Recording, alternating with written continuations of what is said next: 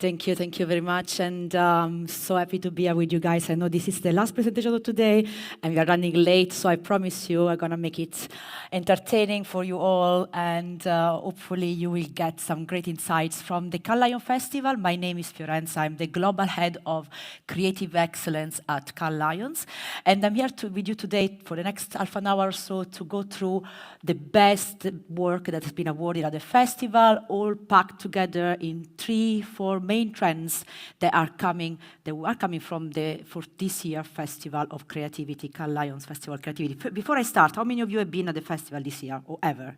Raise your hands. Okay, I can see a few of you. So that's great. This is the right audience. So I can tell you a little bit more about the festival and hopefully give you some insight on what to expect from this incredible event.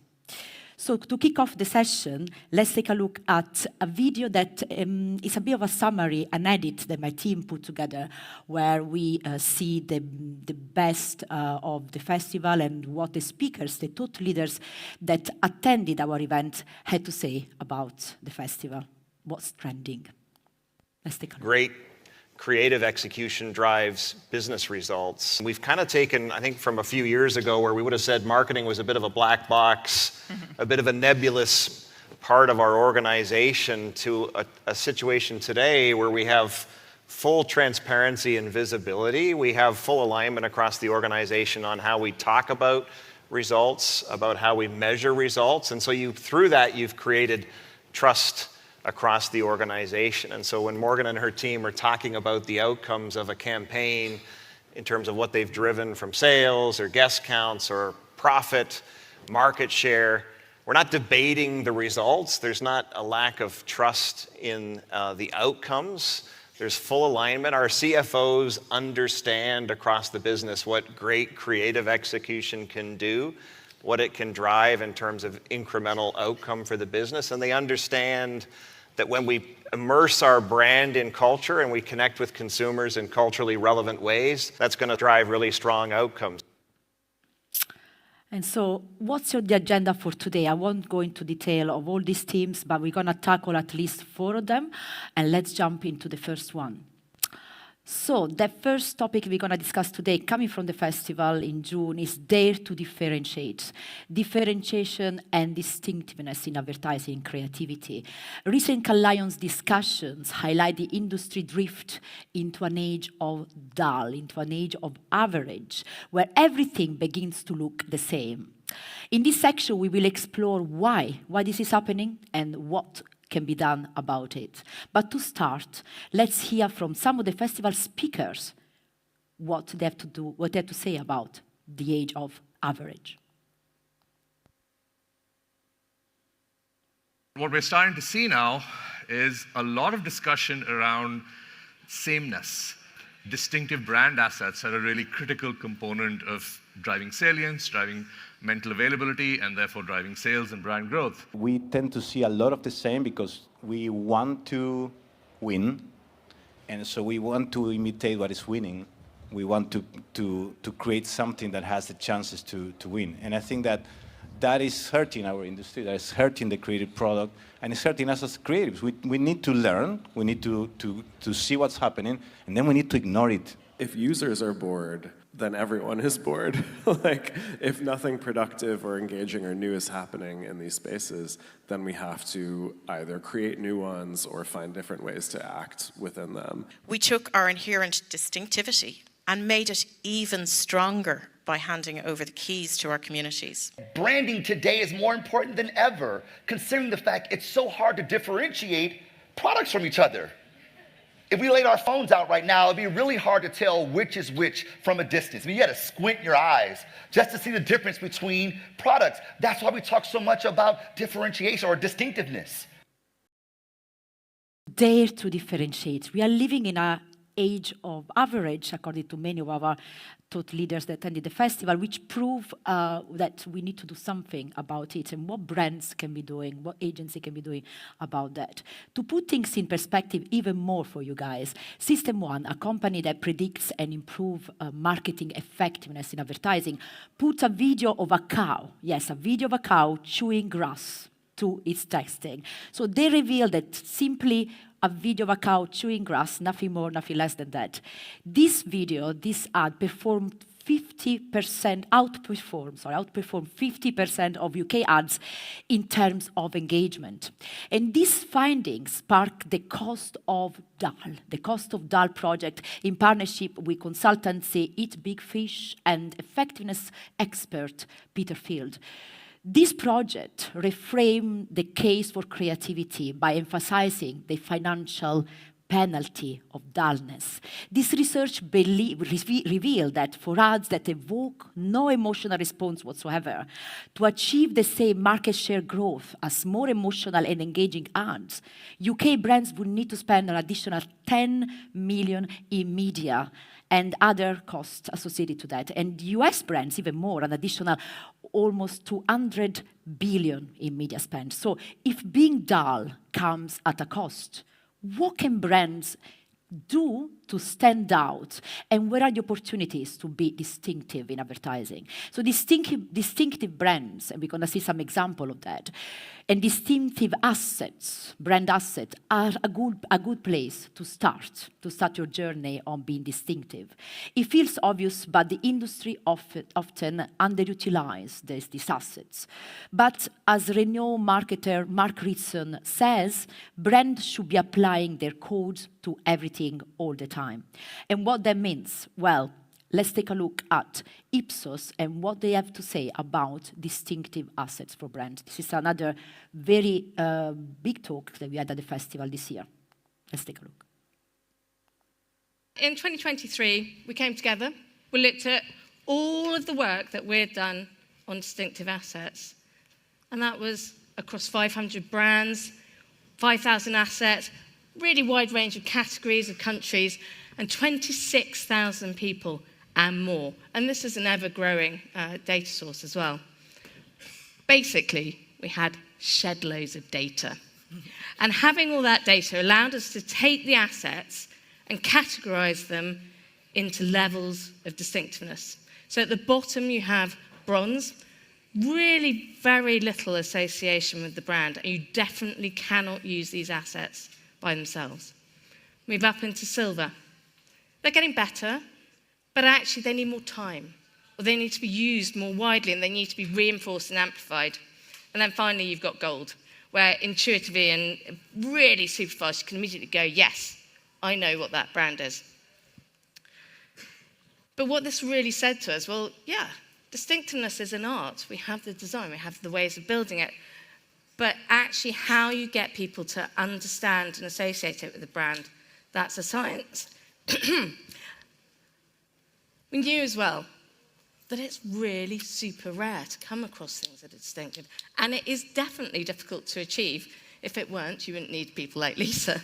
But even so, the findings were absolutely astonishing to us.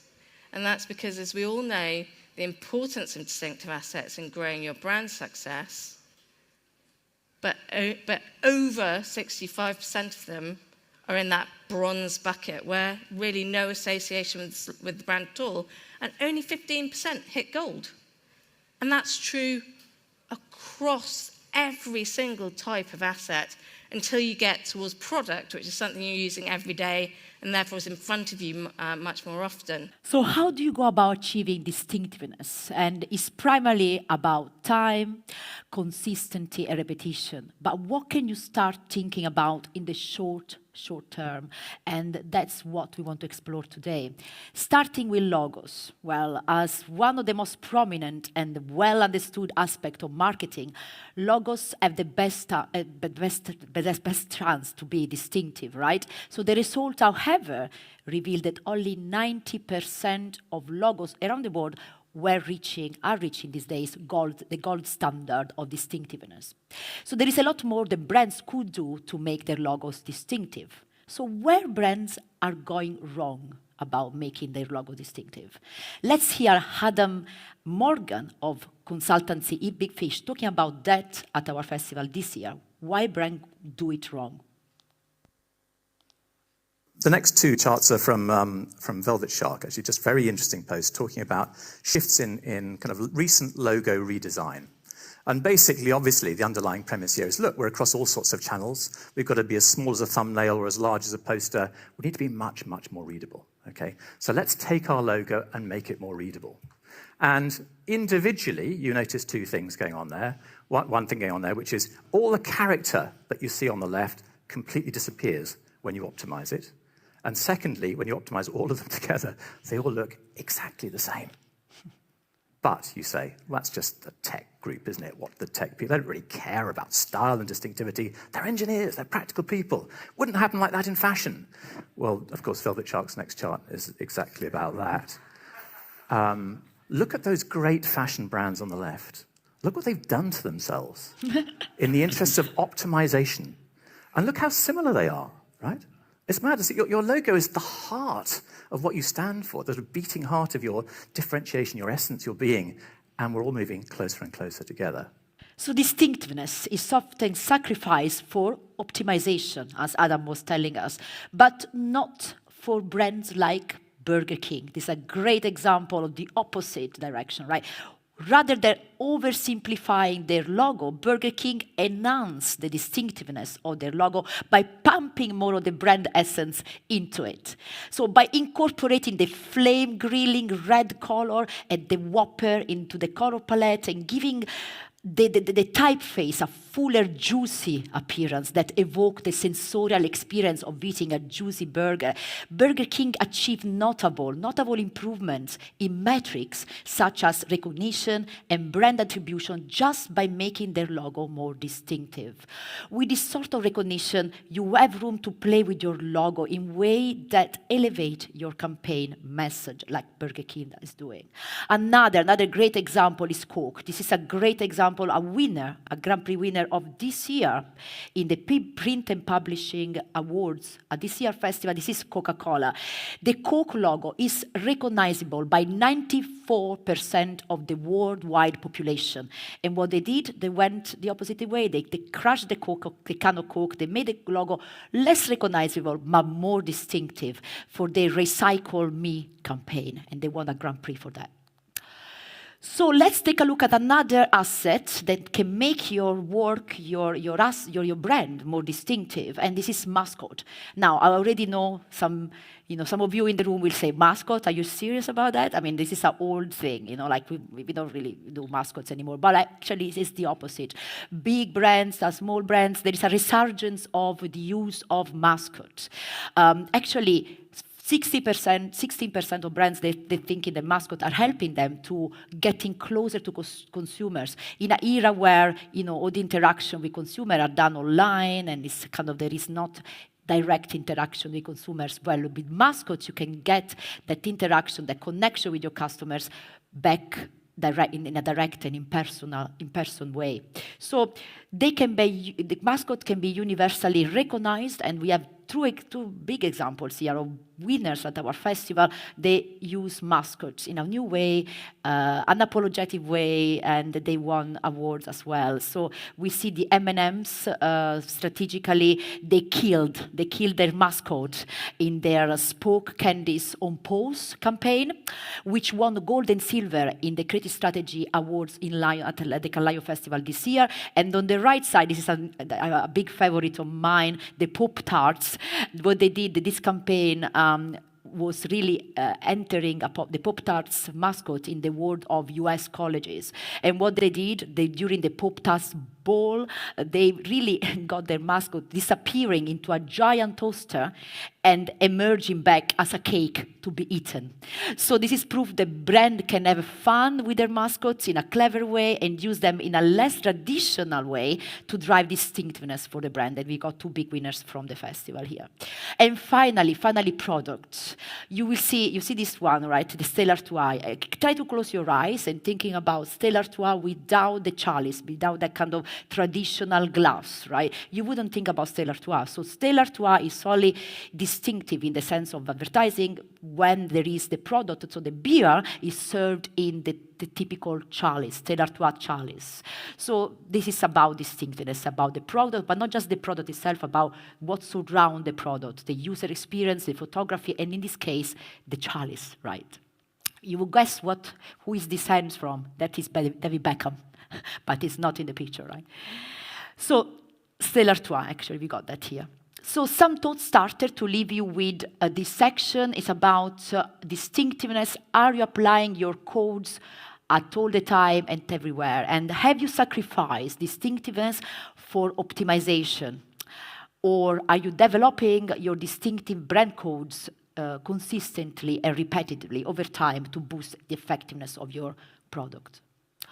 So the next topics that was largely debated at Cannes Lions this year, and this is focusing on curiosity, sparking curiosity, engaging with audiences in a manner that allows you, brands and agencies, to shape and develop the narrative.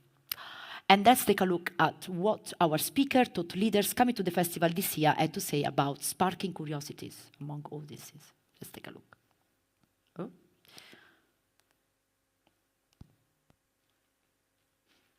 I think we've sort of almost forgotten that we've got to interest people in the first place, in the brand, in the product. And I think it's made us slightly lazy. So we've moved towards this type of creative that already assumes an interest. And we've got to remember how to make advertising that, creates that interest in the first place. Human curiosity is just limitless. Satisfying this curiosity is only limited by the tools that we have available to us. We are paying, in many cases, a lot of money to be next to content or to create content on behalf of our brands that are interesting. It's interesting, it's engaging. Engagement is the holy grail for us. If you can confuse people, you can stop them. If you can do something that seems like it doesn't make sense, people are going to try to make sense of it. So curiosity, I think, is the best way forward. And so what sparks curiosity and why it is important for effective marketing? One technique gaining traction these days is intentionally being nonsensical. So where we saw on the video just before Mike Cesario of Liquid Death, he highlighted a Cannes Lions in one of these one of the most watched talks at our festival this year. The marketers can be too literal about making sense, and there is tremendous value in confusion. Our review of this year creatively effective work, the one at the festival, supports this statement, showing that embracing confusion can indeed be valuable. A winner I'm going to show you now from this year, Cannes Lions Festival, that did this brilliantly was Meet Marina Pietro, an outdoor campaign from advertising agency, from advertising company JCDecaux. And let's take a look and let's see why this campaign really played with the confusion and the fact that, nobody knew what this woman was until they actually understood what the campaign was all about. But let's take a look.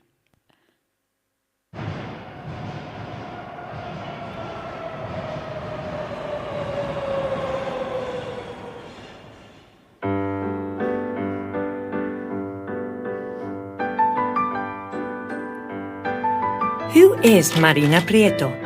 Well, she's the face of the most intriguing out-of-home campaign we've ever done. JCDecaux, the leading outdoor company worldwide, presents Meet Marina Prieto. In 2023, Subway ad investment went down by 7%. So, to convince brands its media really worked, we chose her, Marina Prieto, a lovely 100-year-old grandma, creating her own content, but with no audience to see it. Ay, caramba. But that was about to change when, overnight, we placed Marina's 54 Instagram posts in hundreds of vacant spaces in Madrid's subway. If she could go viral, maybe brands would change their minds. Marina Prieto, 1923. ¿Alguien me puede explicar quién es esta señora? Está toda esta piñera. What started underground ended up everywhere. ¿Quién sale aquí? on social media. Mass media. And even in countries she's never been to. Marina Prieto, la dame du métro de Madrid. The dream of any marketer. Which is why we chose to reveal what was behind the campaign on the one night where every CMO would be in the same room, the Effies.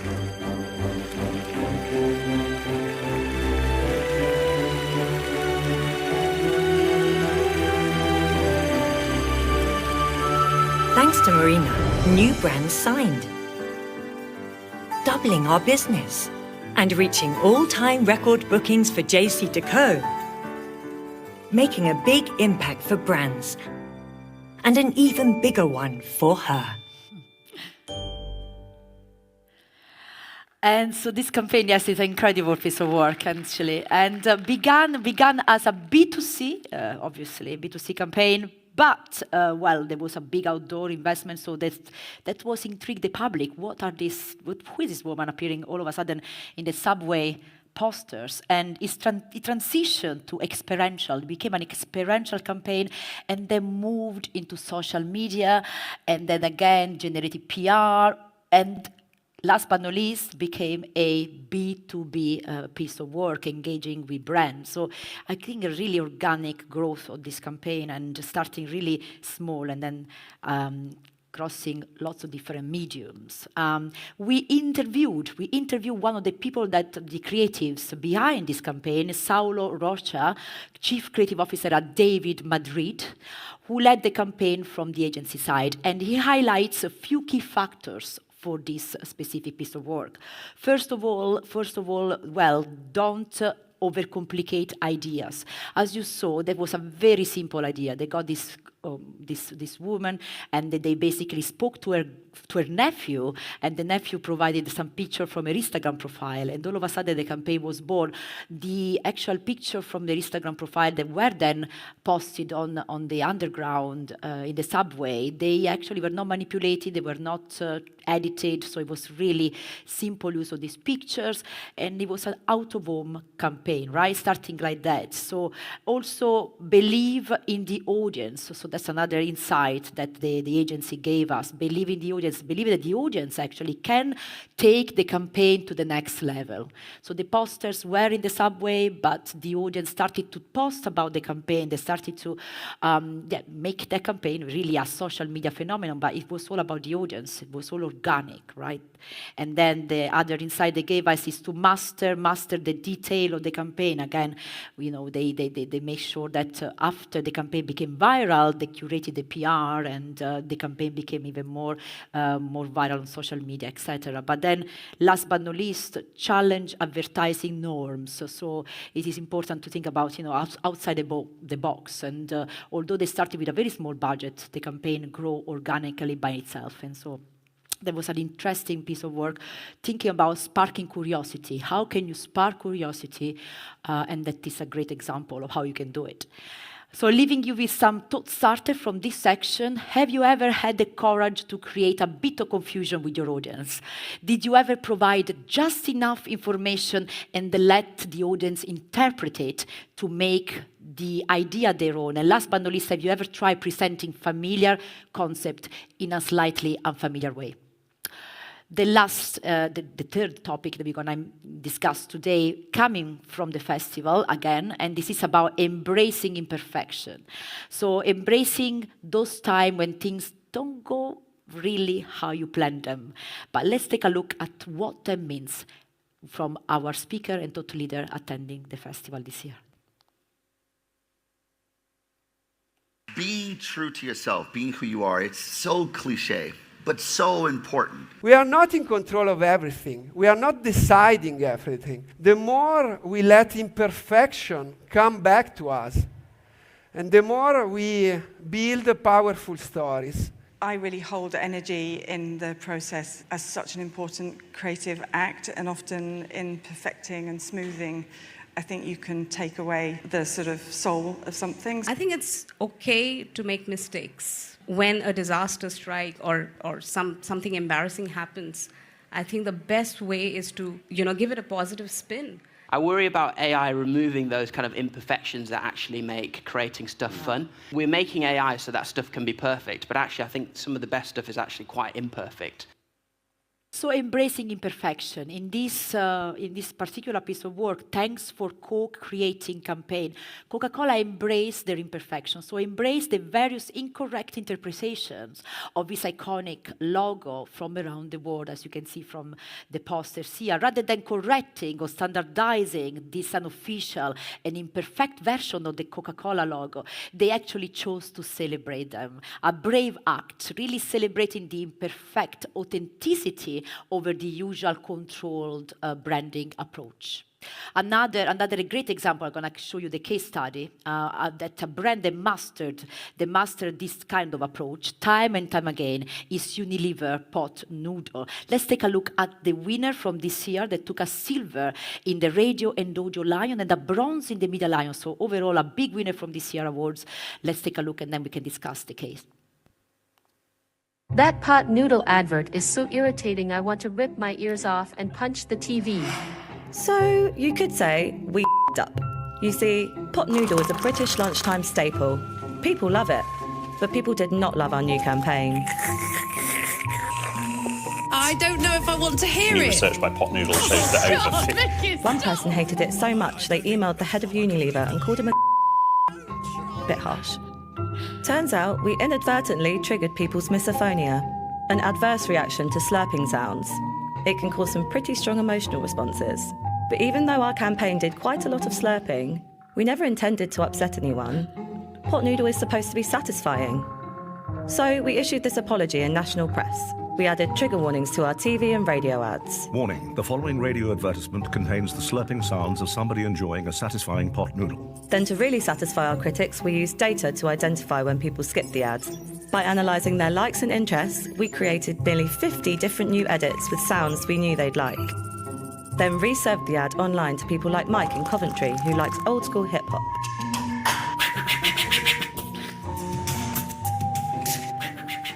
Mary, who watches cute animal videos all day.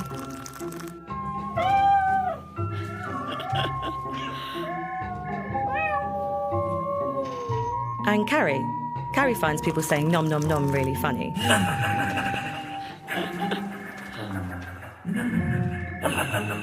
We targeted bird watchers, ravers, new parents, animal lovers, fans of Ronaldo, fans of Christopher Nolan, and dozens more passion points. And the ad went back on TV, with replacement sounds perfectly matched to the interests of people watching. And we sold a lot of noodles. A lot of noodles. Told you nothing satisfies like pot noodle. Nice. So you said some of this pretty strong reaction there, and we chatted to brand manager Lina Prochmouth, and she confirmed that the mishaps was in fact intentional. So it was designed to create a two-part structure where they could come back and address the issue of people not liking the sound of slurping the pot noodles, successfully extending the campaign's shelf life. And here's what Lina told us was vital to the campaign success. So first of all, the testing. So they did testing of this campaign. So they tested the first part of the campaign. They knew before executing and publishing the campaign. They knew that the slurping was going to be something that most people wouldn't actually like, and they still went for it because they knew that then they could create a second part of the campaign where actually they could write an official apology and so get the audience even more intrigued about the product. And the second bit that she told us about is about welcoming absurd ideas. When the agency pitched this campaign, pitched the idea to Unilever and to the CMO and the CEO of Unilever, they'll be like, okay, wow, that's a bit of a crazy campaign, right? We don't know if we can do it. But then in the end, they actually decided to go with the idea, so welcoming sort of absurd idea and go for it. And you need to really have the leadership team agreeing with that. So bringing the leadership team along the way with you, just to let you know, the CEO of Unilever received in one day from publishing the campaign over 600 emails or complaints about the campaign, the slurping sound. So he knew there was going to be something like, that they had to do something about it, but he still welcomed the idea, he still gave the green light to the agency. So that's about embracing kind of crazy ideas, that, knowing that you're gonna trusting your agency, they're gonna do their work well.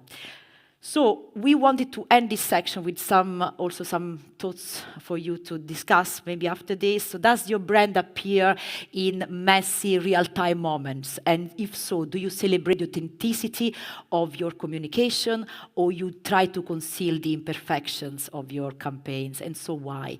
And what are the most common mishaps consumer experience? And there is a creative, engaging way for you to step in these mishaps. And have you thought about using creative apologies, like Unilever did with a pot noodle, to further the message, your campaign message with your audience? And last but not least, this is the last bit I want to discuss with you. This section is a little bit different from the others because we're going to deep dive into one brand that they are committing to creativity in a big way. And we thought, why not discussing is a brand that are doing that, and they're doing that right, because creativity is not just about creativity itself, it's about building a structure for your brand to kind of nurture and further creativity amongst your organization. It's not just about creative idea, but it's about structure as well. And let's take a look at a video from one of the speakers at our festival that is discussing just that. We know that great creative execution drives brand value. And as you drive brand value, you create more space and capacity for your marketing teams and your agency partners to kind of keep elevating that creative execution and keep investing behind greater creative execution. And so it's this, you get this really positive, virtuous circle that kind of really works in tandem. Creativity drives growth. Creativity drives sustainable value creation. And creativity not only in the areas of communication, but in innovation, in go-to-market. Every single person who's in this room believes that. But I think we all know getting an entire organization to believe that from top to bottom takes a lot of work. If you really want your organizations to embrace creativity, you do have to create the business case for it and be able to clearly link the outcomes and the results to the business case and to the work. Creativity can be a strong competitive advantage. So we heard it from AB InBev, Kraft, McDonald's, many others. You heard about the importance of creativity and how maintaining it consistently over time, and then how creativity can really drive growth for your business. And this section delves into that concept, highlighting a specific brand that is constantly recognized for its impactful creative work. And this brand has won over 25 Lions in only the last 4 years. You think that's not much, actually that's pretty a lot of Lions. If you think about, your brands got clients and entering the work in Cannes Lions have only a 6% chance to win a Lions. We get 28,000, 30,000 entries every year. So if you win 22 Lions in 4 years, you might be doing something right. So this is about Oreo, and the brand is obviously a really recognized brand globally. And we spoke to Eugenia Zelis, Global Head of Marketing at Oreo, to discuss with her how do they do it? What do they do right? How do they really drive creativity at their brand? And, well, there are a few things that she told us about. Maybe you want to take note about that. In particular, she shared insight how they highlight, celebrate, and dissect great creative work. At Oreo, they have these teams called GUTS, Growth Accelerators teams, and these teams are built up of leaders from Oreo markets all around the world. They meet every quarter, and together they discuss topics which include business growth, innovation, but also creativity. Creativity is a big topic for them, a recurring topic on their agenda. On top of that, they also run session called What Makes You Jealous session. And these sessions are about work that comes from not Oreo, but other brands around the world, work that makes them jealous, work that they would like to do, but they haven't done yet. And then on top of that, they also have this platform or digital platform called We Grow platform. This platform is a platform where all the Oreo marketers, creatives around the world showcase the work they get produced at Oreo in all different markets, and they discuss strategy, execution, learnings, behaviors, not just creative ideas. It's a way to kind of keep, the creative funnel active and live across all the marketers, marketing organization at Oreo. And on top of that, again, they have awards. But this is not just Cannes Lions Award, this is not that. This is internal awards. So at Oreo, they have internal awards where they celebrate their own success, their own creative people, and they do actually, the winners of these creative awards, then they get to go to Cannes and also enter work into the festival. So as you can see, there is a structure around creativity. And also a few years ago, funny, they told me about that, I didn't believe it. They created an award called the Impossible Award. So this award is to celebrate campaigns that didn't go very well, campaigns that didn't go according to plan, but still celebrating those campaigns because, you can learn from your mistakes. You can learn from things that you've done well, you haven't done well, and you can improve from that. So it's important to celebrate success, but also failure. And another factor at the core of the Oreo brand success is the commitment of the people investing in their people, investing in their employees. I'm not going to go through this, but there are so many modules they run in their academies. They consistently train their people about creativity, creative bravery, how to give feedback to their agencies, how to make the work outstanding, and how to kind of work together collaboratively to do the work. And another thing that is very important, they told us, is a 70-20-10 practice. So where 70% is practical experience on the job, 20% is coaching and marketing feedback, and then only 10% is formal education. So they also have a digital month where they actually gather all the work that they've done into a database, and they discuss it on this digital platform where they gather monthly to discuss that. So basically, this is a very, very quick section, the last section of this presentation, where I want to, just reminding you that in order to nurture creativity at your organization, you just need to, it's just not important to have creative ideas, but also to put together a structure, a very well-defined structure for your employees to nurture the creative process and to make sure that they actually apply that process to the everyday work. So last but not least, a thought starter for you to leave you with: what are your weekly and monthly rituals that you encourage your team to support creative discussions? How often are you retraining your team on the fundamentals of creativity, and what structure, this is a very important word, do you have in place to support experimentation and creativity at your organization? Thank you very much.